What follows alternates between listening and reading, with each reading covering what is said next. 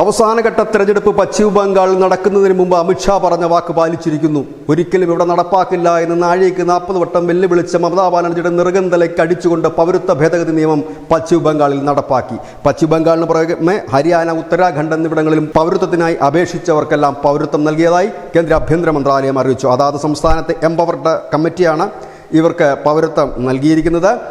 ഇവിടെ ബംഗാളിലെ പ്രധാന പ്രചരണ വിഷയം തന്നെ BJPയുടേത് ഈ പൗരത്വ ഭേദഗതി നിയമമായിരുന്നു. എല്ലാ കാലത്തും അവരുടെ പ്രകടന പത്രികയിലുണ്ടായിരുന്ന പ്രധാന വാഗ്ദാനം ഈ പൗരത്വ ഭേദഗതി നിയമം നടപ്പാക്കുമെന്നായിരുന്നു. പ്രത്യേകിച്ച് പശ്ചിമ ബംഗാളിൽ നടപ്പാക്കുമെന്ന് അമിത്ഷാ കൃത്യമായി തന്നെ പറഞ്ഞിരുന്നു. തെരഞ്ഞെടുപ്പിന് മുമ്പ് നടപ്പാക്കുമെന്ന് അദ്ദേഹം തെരഞ്ഞെടുപ്പ് തുടങ്ങുന്ന വേളയിൽ തന്നെ പറഞ്ഞു. ഏതായാലും അമിത്ഷാ വാക്ക് പാലിച്ചിരിക്കുന്നു. നാഴികയ്ക്ക് 40 വട്ടം നടപ്പാക്കാൻ അനുവദിക്കില്ല എന്ന് പറഞ്ഞ മമതാ ബാനർജി ഇനി എന്ത് ചെയ്യുമെന്നറിയില്ല. നമ്മുടെ കേരളത്തിലും അങ്ങനെ ഒരു മുഖ്യനുണ്ട്. പക്ഷേ കേരളത്തിലെ പൗരത്വ ഭേദഗതി യാതൊരു തരത്തിലും ബാധിക്കുന്ന വിഷയമല്ല. പക്ഷേ അതുപോലെയല്ല പശ്ചിമ ബംഗാൾ. ഏതാണ്ട് 40 ലക്ഷത്തോളം പേർ പൗരത്വത്തിനായി കാത്തിരിക്കുന്നു. അതിലേറെ പേർ അനധികൃതമായി കുടിയേറിയവരുണ്ട്. അവരെ പുറത്താക്കുന്ന നടപടികളും അധികം വൈകാതെ തുടങ്ങുമെന്ന് പ്രതീക്ഷിക്കാൻ. News desk news India Malayalam.